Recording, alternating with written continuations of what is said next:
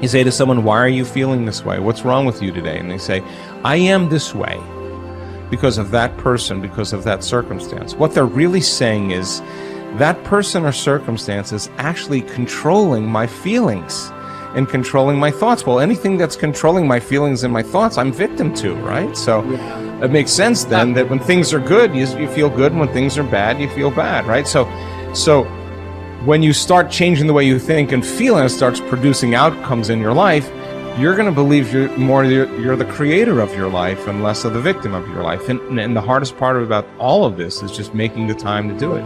If you're not even peaceful, there is nothing in your life that you can do in a worthwhile way. To be peaceful essentially means this, that you're not messing your mind. To be peaceful means that your system is at ease. You know how to conduct your mind, you know how to conduct your emotions, your body and your energies. You are peaceful. If you change the picture in your mind, you change the chemistry, you change the fate. So I'll give an example. If I have a picture of love in my mind, the brain releases complementary chemistry, dopamine, pleasure, oxytocin, bond with your loved one, growth hormone, which does exactly what it says. It enhances your growth, and that's why when people fall in love, the chemistry of the brain going into the blood, the culture medium, enhances vitality. People glow when they fall in love. People are healthy when they fall in love. That's just not an accident, it's the chemistry of your culture medium. But now I say, but wait, what if I have a picture of fear? I go, oh, well, love chemistry doesn't come out when fear is in the picture. The brain releases stress hormones and factors that affect the immune system and growth of the system. And I go, oh my goodness. I say, why is it relevant? Changing my thought changes my chemistry. The chemistry adjusts my biology. So if I can control my thoughts, I can control the chemistry, and therefore I control the biology. So all possibilities already exist. You don't have to create the possibility. In fact, all you have to do is become aware that it exists.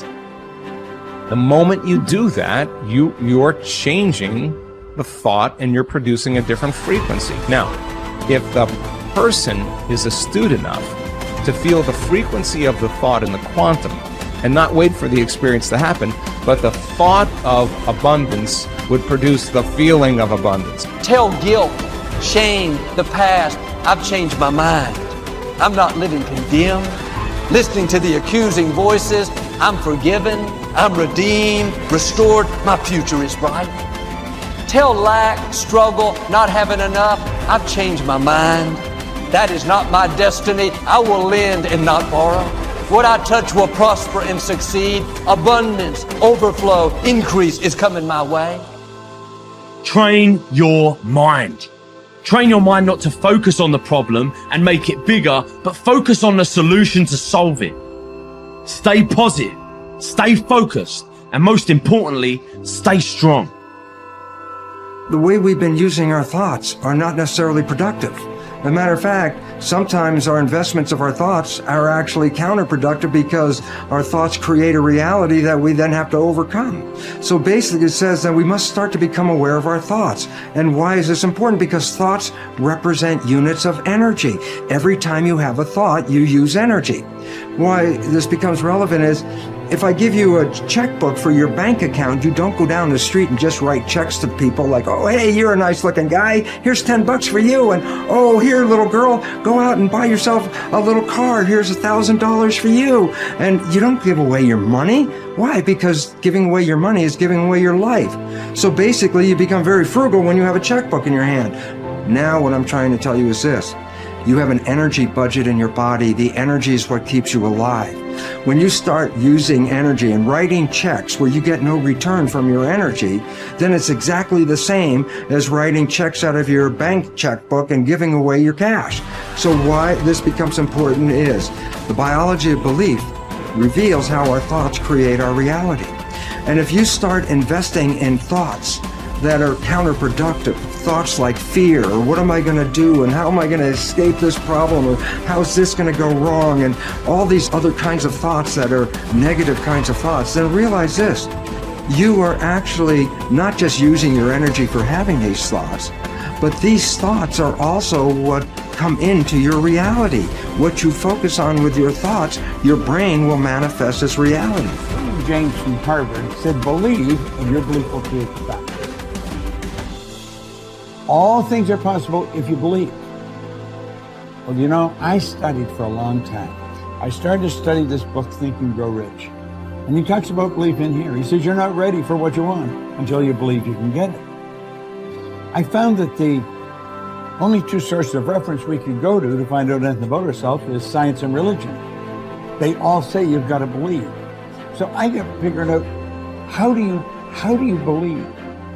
How do you change a belief? Interesting subject, because I'm going to tell you something. Your results are nothing but the manifestation of your belief system. Well, our belief system, now listen carefully, is based upon our evaluation of something. And frequently when we reevaluate a situation, our belief about that situation will change. Let me repeat that. Our belief system is based upon our evaluation of something. Frequently, if we reevaluate a situation, our belief about it will change. I began reevaluating who I was. I started to study. I never stopped studying. And I found as I reevaluated, I had a much higher opinion of myself.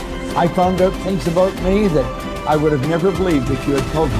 The power that's locked up within us, the marvelous system we've got. You know, the blood circulates through your veins every 33 seconds, through hundreds of miles of passageway. Bang, just like that, clears all the food in and all the garbage out. Stop and think of the central nervous system. It's the most complex electrical system in the world. And you've got it. Think of your brain, an electronic switching station like that. You can change the vibration of yourself and everything around you. You have awesome powers, and it's all based on what you believe about you.